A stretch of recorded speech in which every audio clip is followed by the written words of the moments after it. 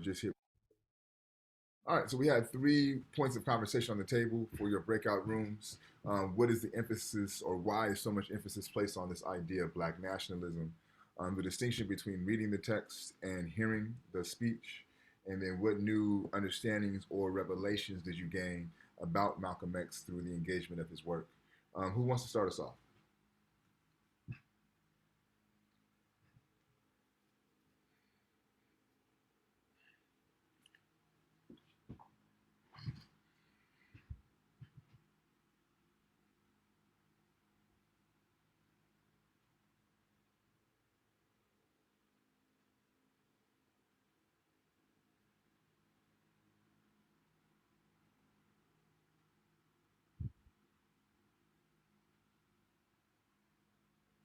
Professor, I can start us off. Okay. Okay. Sorry, I'm getting in my car. No worries. Okay, so our group talked about um when I'm sorry, what was the first question? The first question: why is so much emphasis placed on Black nationalism? Okay, yes.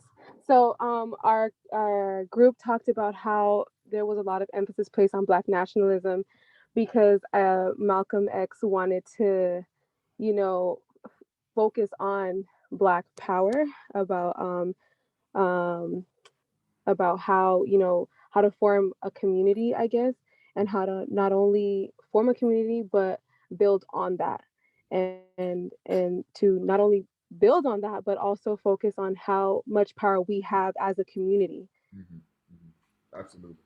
Thank you, Yeah. Mark. So we also have the question of the difference between hearing the speech and reading the speech, as well as new understandings of Malcolm X that were gained through the engagement of his materials. Who would like to talk about that?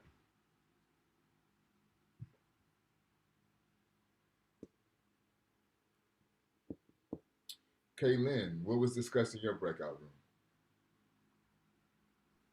room? We mainly focused like on Black nationalism. That's Okay. what I was thinking, because his intention was to like get more Black voices into politics so they could have more of a decision. Is that was his focus, to get more Black folks into? Or in like oh, I don't know how to explain it. Sorry. Okay. Um, yeah, I don't know if that's what he was arguing for. Monica, what was discussed in your breakout room?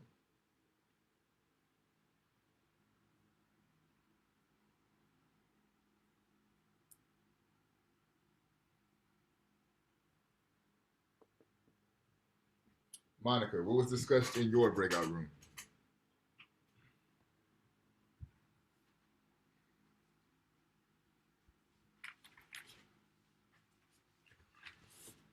Maribel, how about you? What was discussed in your breakout room? Yeah, I did say you, Monica. If not, Maribel, what was discussed in your breakout room? Um, Honestly, I wasn't able to do the reading, so I couldn't share really much. Um, Okay. Well, what did they talk about? What did you hear when they were discussing? they shared that like the video, watching the video was more like you were able to hear more kind of the people's responses as Malcolm was talking. That's a very good point. So I think that's, to me, one of the greatest distinctions between reading the text or the speech and then hearing the speech, is hearing how the audience responded to Malcolm. So I think that's a very good call out. So what I want to do before I jump into my notes, I'm going to show you a quick 8 to 10 minute video. I had as I mentioned, I think I mentioned this before, I had a visual methods course for my PhD program, and another one of the assignments that they had me do was called a visual essay. So I took this speech and I used this speech to to undergird my visual essay. So you hear a lot of the themes that Malcolm is talking about. I problematized through this essay. So we'll watch that, and then I'll jump into my notes. Can everyone see the black screen? Yes. All right, bet. 1 second. There we are. November 3rd, 1983, I began the process of understanding my place in the world. From the moment I opened my eyes, I began to collect and analyze data. Ontological understandings began to shape who I understood myself to be. Son, grandson, nephew, male, black, black, black. Black. Blackness in the Western context presents various particularities and nuanced constrictions. What's your Enable yeah. dynamic I want to lose it for you. Okay, come on. You gotta go potty. Ooh, Tiana, Come on. Hold on, just 1 second, yeah. My fault, or I should say her fault, but here we go. Abilities to transcend these nuanced constrictions. Acts of rebellion, subversion, integration, political participation. Some acts have been more effective than others. The vote has always been positioned as the ideal way to address these nuanced constrictions placed on the Black experience. How effective has electoral politics been in addressing these constrictions? Has it alleviated Black pain and suffering, what Frank Wooderson calls perpetual death? In 1870, the 15th Amendment outlawed voter discrimination, encouraging Black male voter participation. Haran Rose Revels became the first Black man elected to the U.S. Senate. Black.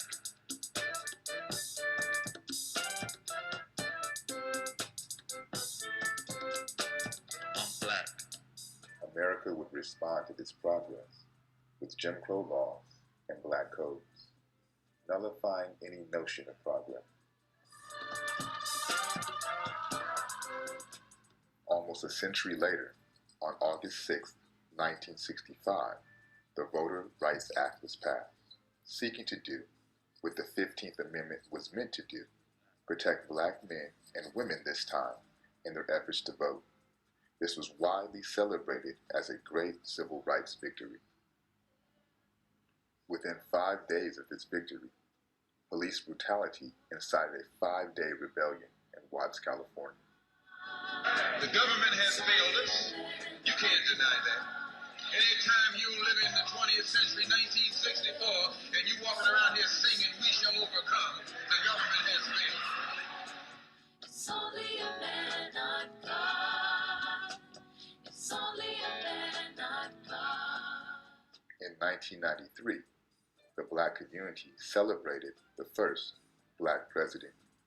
He even appeared on the Arsenio Hall show to play saxophone.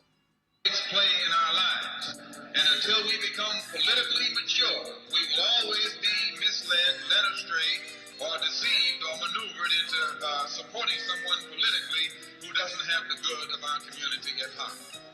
Hey, Clinton! Our people are still in jail for their crimes. Mandatory minimum. Do you want to take pictures of our people here? We're still in jail for what you did. In 2009, the Black community was actually able to celebrate the election of a real Black president. Everyone was hopeful for the change, and the Black community envisioned the beginning to the end of their pain and suffering.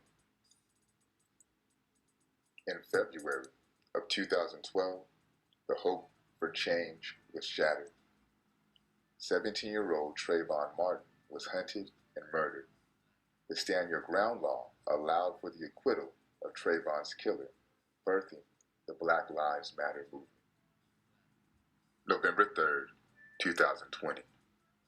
As I celebrated the day of my birth, I observed the world anxiously anticipate the removal of the Trump administration, which can be argued would be accomplished in large part due to the work of Stacey Abrams, Latasha Brown, and 91% of Black women who turned out not only to flip the state of Georgia, but to be a major contributing factor in placing the Biden-Harris administration in the White House. When you see this, you can see that the Negro vote is the key factor. And despite the fact that you are in a position to be the determining factor, what do you get out of it? The Democrats have been in Washington, D.C. only because of the... More questions, but I tell you, if you have a problem figuring out whether you're for me or Trump, and you ain't black. How will this administration address black pain and suffering more effectively than the 45 previous administrations? Will the black community continue to succumb to political theater? Only time can provide the answer, yet history provides great insight.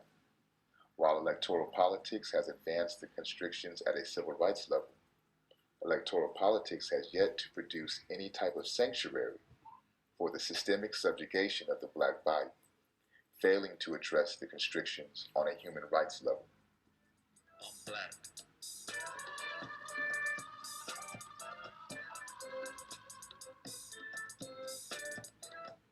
Black.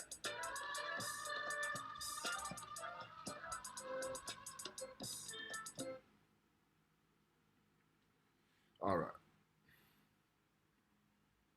So again, just to provide a little further context to the speech given by Malcolm. So is there any questions that anyone has or anything you want me to address before I get into my notes? All right, bet. So obviously, right, this idea of black nationalism takes center stage in this speech. And he's positioning black nationalism not only as a political philosophy, but an economic philosophy as well, right?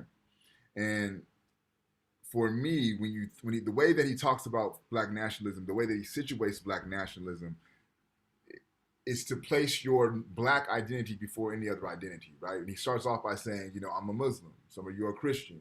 We're not going to deal with that now. We're going to save that for later. That's your personal decision, right? If you bring our religion to the table, we'll fight and we'll argue. But we want to focus on the fact that we're black and we're having this experience, and this is the thing that will unite us. For me, this is very much aligned with these notions of things like Pan-Africanism, which chooses to focus on the similarities of the members of the African diaspora, just opposed to focusing on the differences, right? Malcolm also argues that this black nationalism will require a re-education in the way that we look at finances, a re-education in the way that we look at our political power, right? And a re-education program that will empower the black community. Now, I do want to focus for a moment on Malcolm's vision of economic empowerment, okay? Keep in mind, at the time that Malcolm is given this speech in 1964, he has removed himself from the Nation of Islam. He's no longer a member of the nation. He has returned from his Hajj, from his pilgrimage to Mecca, right? But the time spent in the Nation of Islam is not left him. He has not forgotten about that, right? One thing that is important to understand about the nation, which main offices still are located in Chicago, the south side of Chicago, but particularly in the 60s, in the time that Malcolm is giving this speech in the years leading up to the 60s, leading up to 64, excuse me, the Nation of Islam had a very strong economic power base in south side Chicago. Pharmacies, cleaners, restaurants, diners, dentists, anything that you could think of, the Nation of Islam had businesses to offer those services. So when Malcolm is talking about his idea of economic black nationalism, black economic power, this is not something that's fabulation. This is not something that's imaginative. This is informed by his experiences in the Nation of Islam and seeing how the dollar was the black dollar. It's almost done. And seeing how the black dollar was able to support the lifestyle of not only Elijah Muhammad, but many of the members of Nation of Islam, right? The speech is littered with notions of self-help, with notions of agency. He's also bringing up international questions of liberation, right?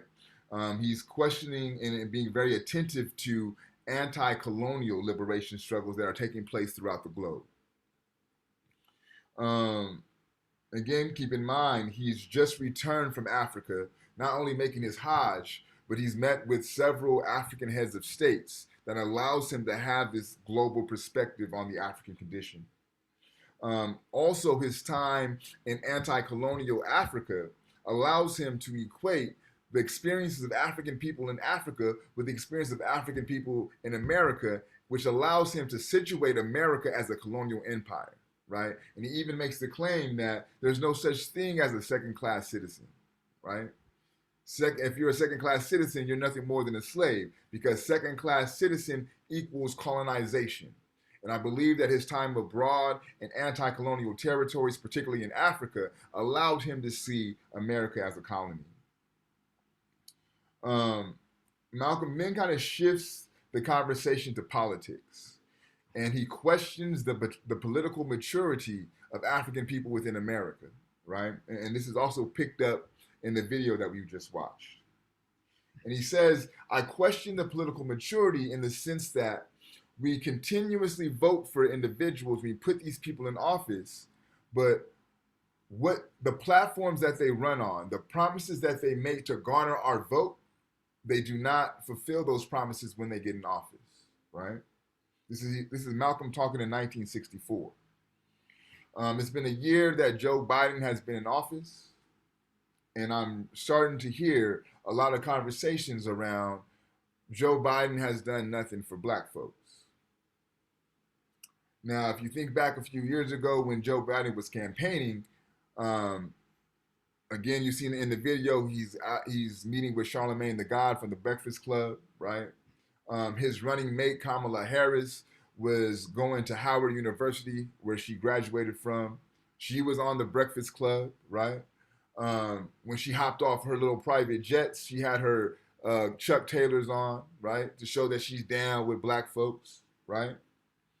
But now it's been a year with him in office. I haven't even fucking seen Kamala Harris. I don't even know what she's doing or where she's at, right? And still, Joe Biden has done nothing to address the issues of black America, okay? In fact, I've seen Martin Luther King. Yeah, Sorry. Right. No, you're right. Yeah, I got you. Yeah, a little call and response.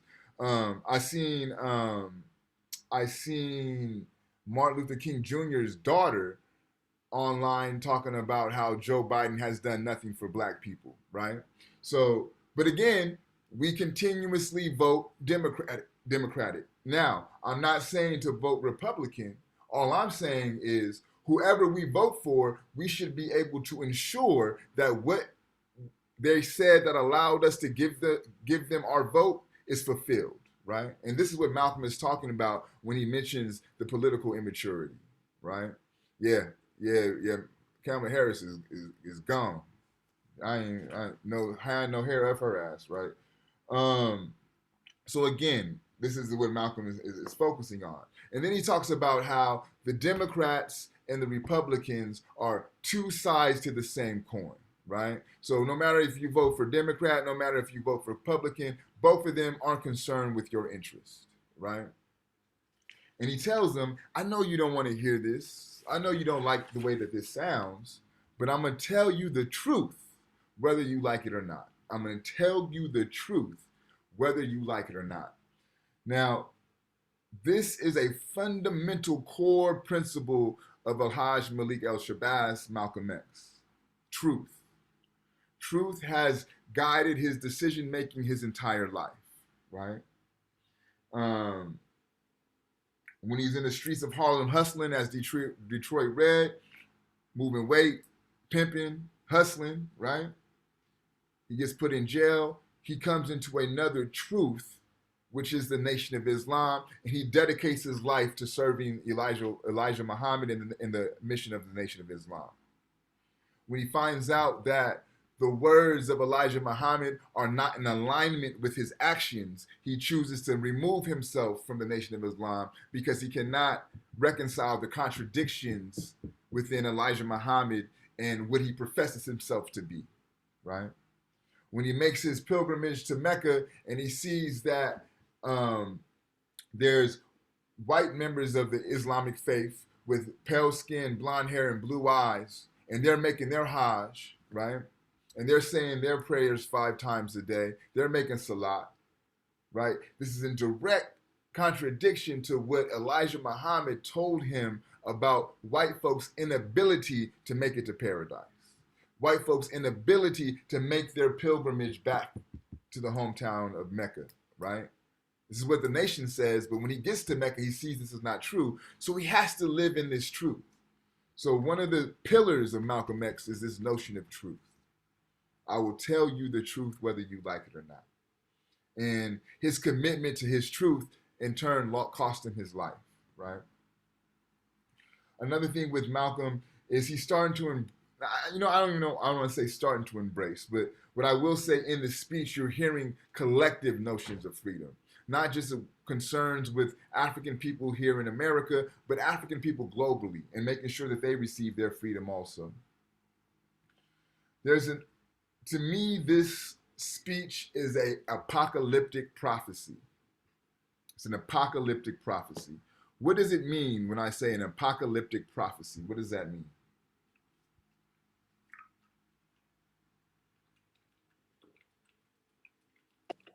Like what he's saying will eventually be in the future or will affect future wise. Absolutely. So that's the prophecy in what he's saying. So what he's saying now will come true in the future. So let's deal with the first part of that, the apocalyptic portion. What is the apocalypse? The end? The end. Absolutely. Thank you, Margaret. So what Malcolm is doing is very similar to what James Baldwin is doing on the last, what we read from Baldwin 2 weeks ago, right? So think about it. What we read from Baldwin was entitled The Fire Next Time. And he's using the story of Noah from the Bible, right? And he ends the book with God telling Noah, God gave Noah the rainbow sign, no more water, the fire next time. So in other words, what Baldwin is saying is if America does not rectify its racial issues, God won't bring the water to flood, God will bring the fire. Hence the title of the book, The Fire Next Time. So what Malcolm is saying, we have the ballot. Black folks have been able to vote. And black folks are focusing and using the vote to address the way that they're being treated within this country, right? So you have the ballot or you have the bullet. If America does not choose to listen to black folks by means of the ballot, then you're going to have to deal with the bullet. And that's the apocalyptic prophecy that Malcolm is foreseeing, right, and forecasting. He talks about the atomic bomb, that the racial bomb is more dangerous than the atomic bomb, right? You have this racial powder keg that's sitting in the American cities, right? Now, this claim that he makes in 1964 is very predictive of what they call the red hot summer of 1966, where all the major urban cities in America went up into violent protests leading to the cities burning, right? This is what Malcolm is talking about when he talks about this racial powder keg. So to Margaret's point, his foresight coming to truth 2 years later, okay? Keep in mind, Malcolm draws a distinction between your religion and your politics, right? And not only does he do that in his speech, he does that in the way that he engages his activism. So when he comes back, he is establishing an organization called the Organization of Afro-American Unity, which is inspired by the African organization, the Organization of African Unity, which is created by African heads of state that liberated their countries from colonialism. So he seeks to pick up that work here in the Americas with the Organization of Afro-American Unity. So that's the political organization.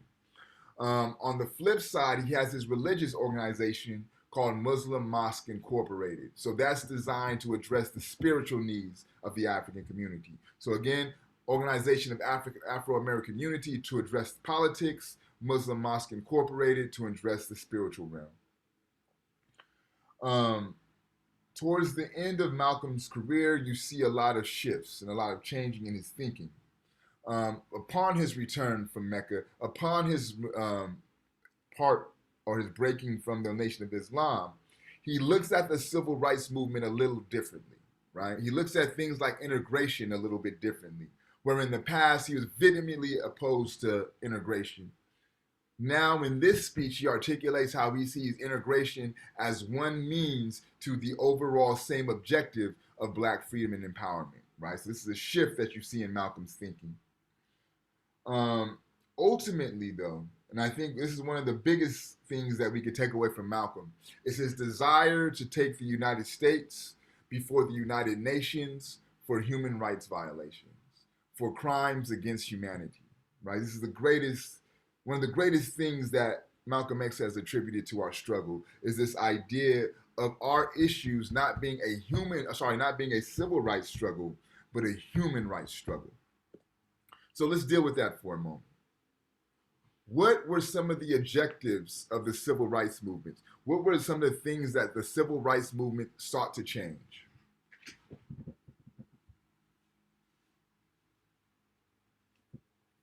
What was Martin Luther King and SNCC, what were they organizing for?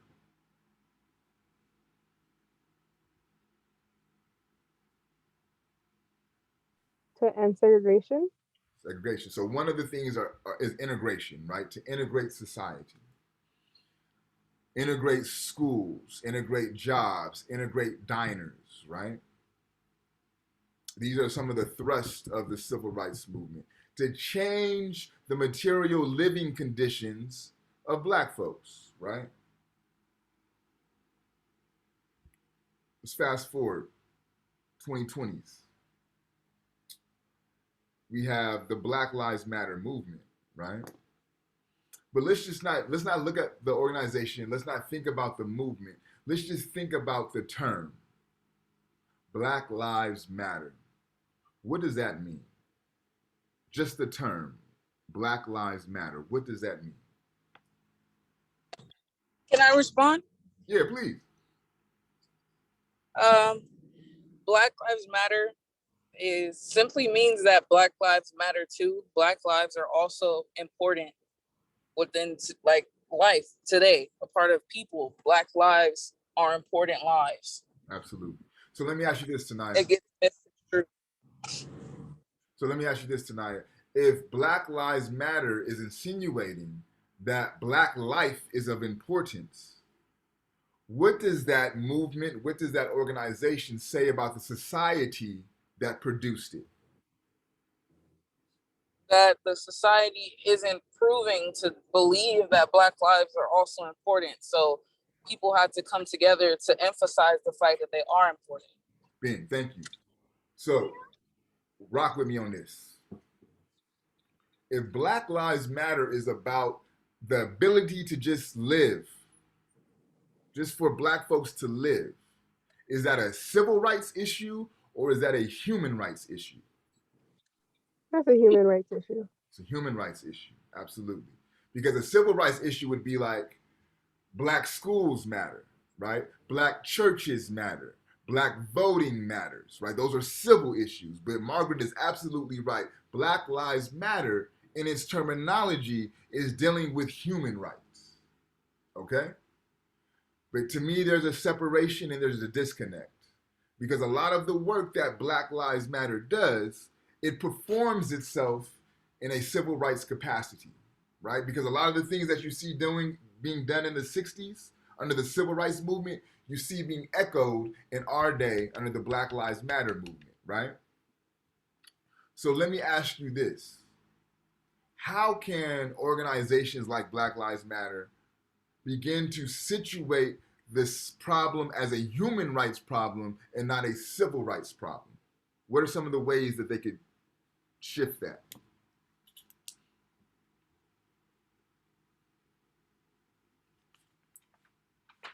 Evolve from being just a social media presence. Like the most that Black Lives Matter as an organization exists for the most part is mostly as a hashtag, and it makes sense because I mean they're based off it, but like besides a slogan, like there isn't much being done in the background as opposed to just saying, hey, let's raise money and then just hand it to the Democrats. I agree with you, Jane. I would question, have you visited their website? Not as much in recent times, no.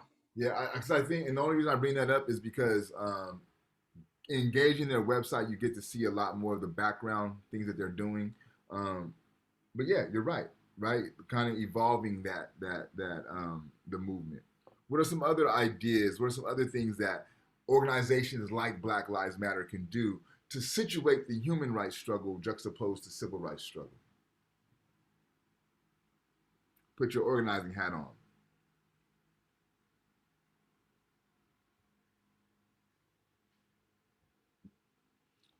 What type of legislation could be passed that will authenticate the human rights of African people in America? Think about it like this. What started the Black Lives Matter movement? The killing of Trayvon Martin. Mm-hmm. So Black lives being taken from this earth, right, is what started the Black Lives Matter. So how could you organize something that will support the human rights of Black life? What could you demand, right? So Black Lives Matter have a list of demands. What should be first on their list of demands?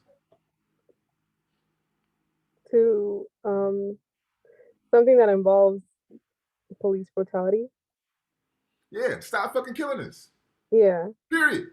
Let's start with that. Start with that. Stop fucking killing us. And then we can start doing other shit after that, right? Because at the end of the day, how much does voting matter if you can't even live? How much where you go to school? How much where do you go to school matter if you can't live? How much where do you live matter if you can't live? The civil rights mean nothing if you can't exist as a human. Because the only people that get civil rights are human beings. And if you're I have not, a question. Go ahead, Mark.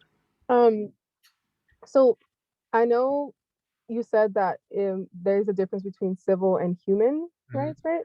So would police brutality fall under civil as well?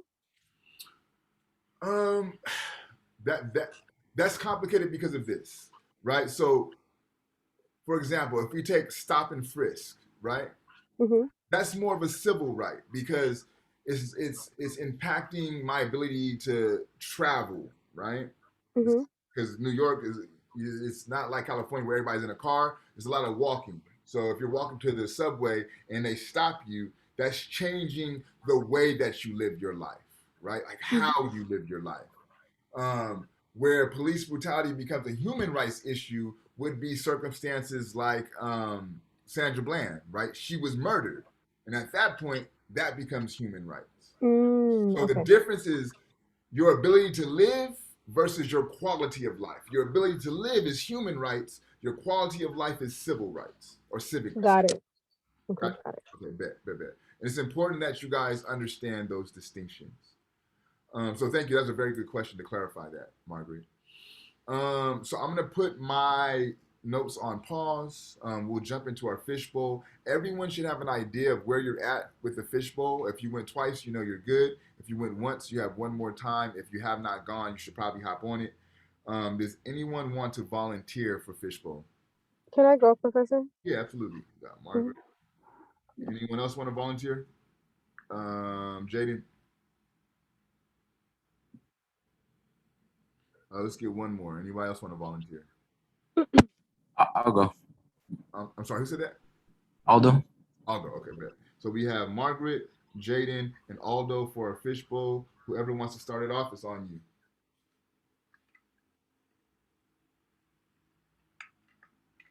I can start it off. Okay. So it could be about anything of the lecture, right? Anything at all? Okay. So I think that I didn't know the distinction very well between civil rights and human rights. So I think that was really interesting to learn. But more so, I find it very interesting how the things that Malcolm X was saying still are relevant until today. And I think that proves that not much has changed in regards to human and civil rights. Yeah, good call out. I honestly want to go next. To be honest, I feel like, okay, and I think like Malcolm X for me, especially because of the amount that he's talked about and the amount of ideas that he's presented over his lifetime, like it's a pretty deep rabbit hole to go down to. But I feel like for me, I think looking looking at this reading, it kind of changes my perspective on a lot of things, especially like this kind of like Professor X versus Magneto type of trope, if that makes sense, that exists between in like the civil rights movement, or that's almost like why do like it I don't understand why people would kind of think for the most part that Malcolm X was more so the bad guy in that situation. Because for me, it's like, sure, like everybody has their own way of doing things. But for me, Malcolm X was the kind of guy who wanted to keep the money within the Black household. Like the family structures between like, and even thinking about it from like a general sense of like in this time too, right? Like the factories were still in the hood. You still had people, Black fathers who were working not with degrees, with certificates, working with better benefits than some of the jobs that exist today. We're talking people who work maybe 8 hours every day, 5 days a week. We're talking dental, medical, like benefits for themselves, for them kids, like, and these are the families who were funding these people like Marcus Garvey and Martin Luther King and all of these civil rights leaders. So for me, it's like looking at this, it's amazing how relevant this is in today's world, because it's almost as if like it's targeted.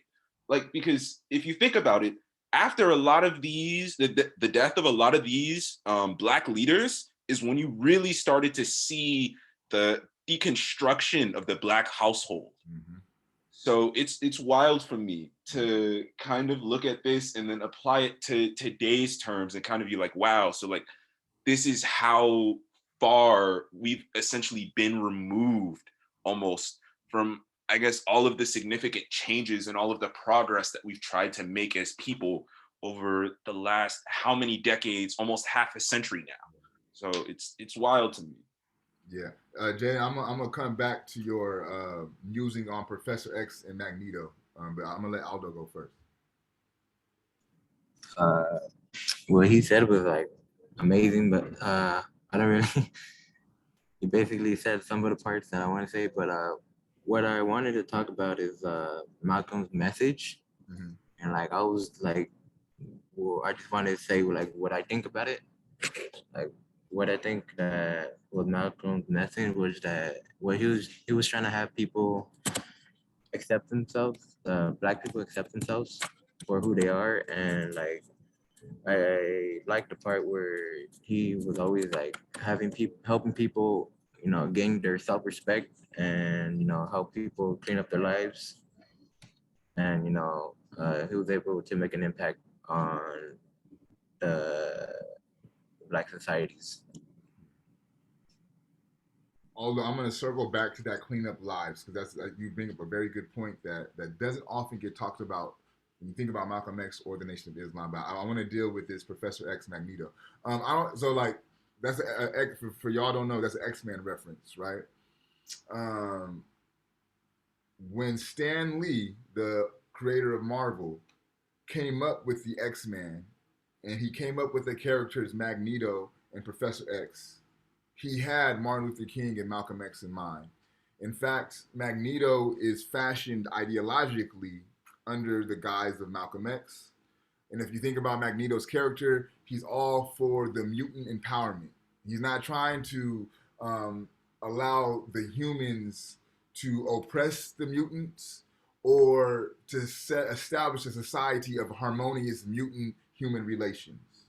And if you're familiar with X-Men, this should make a lot of sense, right? On the flip side, you have Professor X, which I think is ironic how he flipped the names, right? Because Professor X is more aligned with the ideologies of Martin Luther King. And he's training the X-Men to help save humanity, right? And to establish an integrated society where humans and mutants can coexist. So really all Stan Lee did was take out race and inserted mutants as a placeholder for the conversations around race. So it would be interesting for those who aren't familiar with X-Men or who are familiar with X-Men and did not know this, go back and watch them and then pay more closer attention to the relationships between Magneto and Professor X. And then also you'll notice, I think especially in the movie series, there's a bond between Magneto and Professor X, and they're really old friends, right? And I'm gonna, and this is gonna make more sense where I'm going with this as it pertains to next week. Aldo mentioned cleaning up the lives of Black people. This is gonna sound random, but fuck with me. What do they say jail is for? What do they say jail is for? Not what it's really for, but what do they claim the purpose of jail is? Starts with rehabilitation. There you go. Rehabilitation, right? To make you go in one way, come out another, right? In the video that we just watched, they were showing Bill Clinton in a restaurant in Watts, California, and a light-skinned sister's banging on, "Fuck you, Clinton, you and your crime bill," right? What she's talking about is the crime bill. I want to say it's either in 93 or 95, they passed the crime bill that allows for violent offenders to have serious jail time. 3 strikes laws that will allow you to, if you get 3 felonies, then you're going to jail. And then drug offenders oftentimes get tried like violent offenders. So very long and harsh sentencing for drug offenders, okay? But keep in mind, right, jail is supposed to be about rehabilitation. So if we're gonna focus on the drug offenders, they should be able to come out of prison clean, right? If the object is rehabilitation. That's not the case. Rarely is that the case. I mentioned that Malcolm X was on the streets of New York hustling as Detroit Red, right? And if you read his autobiography, if you've seen the movie on him, you should know this. He was into all this shit, right? He was stealing, he was pimping, he was moving weight, he did it all. This landed him in prison, right? Not only did he move weight, he used, right? He was into cocaine, he was into weed, he did it all, right? While in prison, he's introduced to the teaching of Elijah Muhammad and the Nation of Islam. He comes out of prison, Malcolm X as we know him. What makes Malcolm X famous, especially on the streets of New York, is all of his old homeboys who knew him as Detroit Red, that's in these streets hustling, moving weight, pimping, using drugs, right? He still kept connections with them. And when he would do what they call fishing, going out to look for new recruits, he would use the resources that he had from his time in the streets, right? And this would allow him to get new recruits and get them to the Nation of Islam. But another fundamental component of that is he would get people who were on drugs. And mind you, this is the time of heroin, right? And if you know about heroin, that's a very, very hard drug to kick. And he would take heroin addicts and make them functioning members of not only the Nation of Islam, but of society, right? So this notion of rehabilitation that the prison system, which is an extension of the enslavement system that they tout, right? This idea of rehabilitation, Malcolm and the Nation of Islam were doing this in real life. Hundreds of former junkies, men, women, former prostitutes, right? Come out clean, functioning members of the Nation of Islam. So this work that the United States professes to do, Malcolm and the nation was doing in real time.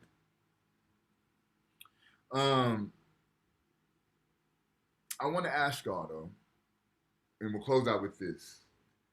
In our society today, when you hear nationalism, it has like a negative connotation, right?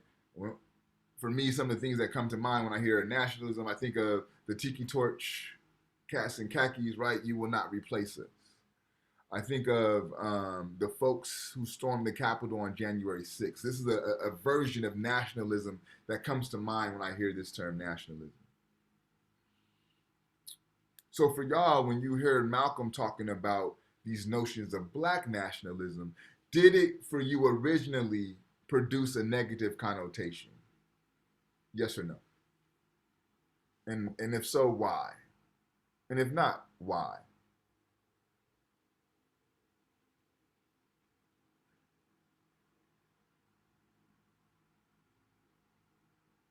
No one thought about that.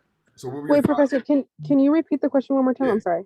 So typically, right, in our world today, when you hear nationalism, it has a negative spin to it, right? Right.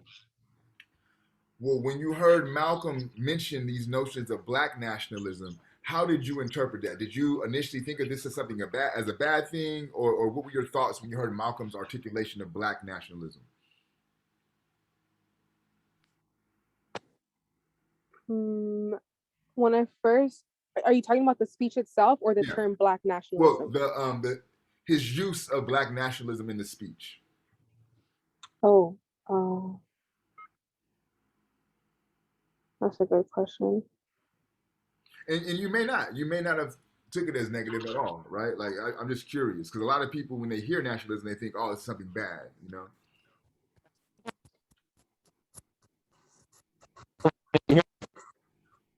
I'm sorry, say it again, Jesse. Yeah, yeah, we can hear you, bro. You're breaking up. Can you put it in the chat for me? All right, let me rephrase the question this way. Did anybody initially think of black nationalism as something that's bad?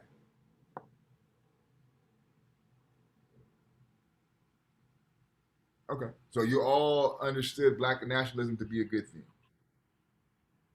I mean, I'm not gonna lie, when I first heard the term black nationalism, the word nationalism kind of threw me off because of the negative connotation that it has. But because it had black in front of it, it kind of just made it seem like this is a more like empowerment thing than something negative. Thank you, Marcus. That's what I was getting at. So there's a difference between the way that white nationalism plays out and black nationalism plays out. Okay, let's see, Kaylin, what is your national identity or your ethnic identity? Asian. Asian. Okay, so in your community, do you find that the money within your community is spent within your community? Not exactly sure what you mean. So within the Asian community, do you spend your money with other Asian people? Sort of. Sort of. Okay. Um, let me see. Jess, I know Jesse, your mic is kind of messed up. Aldo, what's your ethnic identity? Mexican. Mexican. So within the Mexican community, do Mexican people spend money with other Mexican people? Do they go to Mexican stores? Do they go to Mexican restaurants? Do they go to if they need some repairs done? Do they go to other Mexican people to do that? Yes. Okay. So Aldo very clearly articulated that there's a Mexican nationalism at play. Kaylin said kinda. She's not sure, right? But I would argue that there's an Asian nationalism at play, right? Yeah. Is there a Korean town in LA? Yes. Is there, so within Koreatown is what? Korean businesses. So if Korean people are spending money at Korean businesses, they're keeping their dollar within that business. That is Asian nationalism, right? So all Malcolm is saying, black folks spend money with other black folks. Black folks, if you're going to vote, don't think about Republican, Democrat. Hell, don't even think about American, right? Because Malcolm told you, I'm not American. Don't even think about that. Think about how can my vote benefit black folks, right? So I think the distinction that Margaret is able to draw between nationalism when it's performed by whiteness and nationalism when it's performed by other groups is very important, right? And what causes this distinction is power. Because what we as black people are doing, we're nationalists in the sense of America, right? We'll vote for America's best interest. We spend our money and it benefits the nation of America, but not black people. Barack Obama, the best American president America ever had, right? The best, but did very little. I would say didn't do shit for black folks. Mm-hmm. So what Malcolm is saying, we must, as a people, shift our attention from being for everyone else and be about ourselves. I have no problem with that. Any thoughts, questions, concerns? Hi, is my connection better? Yeah, you're good, Jesse. I hear you good now. Okay, I just wanted to start off by saying, when they were talking about nationalism, when I think of like regular nationalism, I think of like extremists, kind of like what happened on when you were talking about when they stormed the Capitol, Mm-hmm. And then you were talking about Black nationalism, right? And I feel like when it starts talking about like people's own like I would say race or ethnicity, Mm-hmm. then I feel like the first logical thing people do is to stand up for themselves, right? And even as when people get older, some people still are like very approaching to that, right? But like me as an individual who's trying to like, like stand up for everything that's like for everybody, it's kind of hard, I would say, in politics because it's like, it's just one of those things where you can't make every party happy. And I think that's why I think Malcolm's approach is like a good one because you have to think a little like not selfish, but you have to think about yourself and what's going to be important for your community and like how it's going to benefit your people, I guess. Yeah. I think, Jesse, that's a very honest and nuanced approach to the situation. And you're absolutely right. And I think also to add another layer to that, right? It would be different if we were all equal across the board. Then it's different. But if it's a staggered power dynamic and you're at the bottom of that totem pole, then it's even more so in your interest to advocate for yourself. Because the way that this is set up, no one else is going to do that for you. That's very true. I didn't take that into consideration either. That makes a lot of sense. Right. Also, Professor. But I feel like when I think about white nationalism, I kind of think that like segregation kind of comes hand in hand with that. I don't know why. I feel like because of the way that started, it just gives it a completely bad connotation to the word nationalism. Yeah. And I think too, you cannot. So even if we take it from like what it's originally what it's originally meant for, right? So nationalism ties you to your nation, right? And our nation is America, and you cannot separate the atrocities that America caused to be what it is. So even if you are to take the white, the black, and all that out of it and deal with the nation itself, that produces a negative connotation because the history of America is problematic. Yep. Yeah. You know? Dang. All right. So any other last questions, comments, or concerns? Okay. Let me show you guys your material for next week and then we'll call it a day. So it's nothing to read for next week. It'll just be another speech. This time it will be from Martin Luther King. Excuse me. Too far. There we go. And it will be I have been to the mountaintop. So check this one out. It's only 43 minutes. If you have not watched Malcolm X's speech, please do, because a large part of our conversation next week will be about comparing the styles of Malcolm and Martin Luther King. So be attentive to that. All right.